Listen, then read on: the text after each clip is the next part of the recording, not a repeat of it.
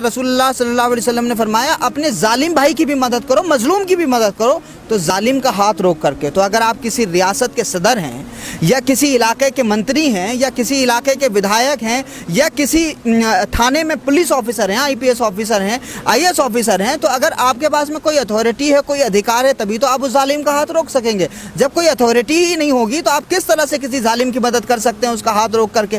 تو آقا علیہ الصلوۃ والسلام کے نظام میں سیاست کا یہ تصور ہے کہ آپ ظالم کی مدد کریے اس کا ہاتھ روک کر کے۔ یہ اسلام کا، یہ دین کا، ایمان کا سب سے اعلیٰ درجہ ہے۔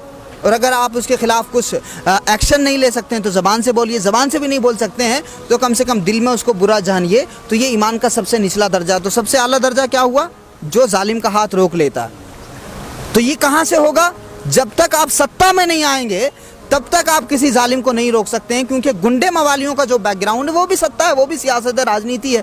تو اگر راجنیتی کو آپ کو جواب دینا ہے تو پھر راجنیتی کا حصہ ہو کر ہی آپ یہ کام کر سکتے ہیں، جب تک اس لیول کی پاور آپ کے پاس نہیں ہوگی، ورنہ تو پھر آپ دل میں برا جانتے رہیے ساری چیزوں کو، اور یہ ایمان کا سب سے نچلا درجہ ہے۔ تو ہمارے مسجدوں میں جانے والے جو لوگ ہیں، جو ہمارے مذہبی لوگ ہیں، جو یہ سمجھتے ہیں کہ ہم بہت پکے مذہبی ہیں اپنی دستاروں کی وجہ سے، یہ سماج میں جو پرسیپشن بنا ہوا ہے کہ بھئی یہ کپڑے جو ہے کرتا پاجامہ پہنتے ہیں اور یہ بڑے مذہبی ہیں، مسجدوں میں آنا جانا ہے ان کا، بڑے نمازی ہیں، بڑے پرہیزگار ہیں، تو بھئی نمازی اور پرہیزگاری کا جو تعلق ہے وہ خدا سے ہے۔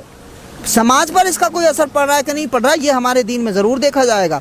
تو اگر آپ نماز روزہ کے ساتھ ساتھ میں انصاف کی بالادستی کے قیام کے لیے، ظالم کے خلاف آواز اٹھانے کے لیے ہمت نہیں کر رہے ہیں، تو رسول پاک کی حدیث کے مطابق ایمان کا سب سے نچلا درجہ پھر ہمارا ہے۔ ہم چاہے جتنا بھی عبادتیں کرتے پھریں۔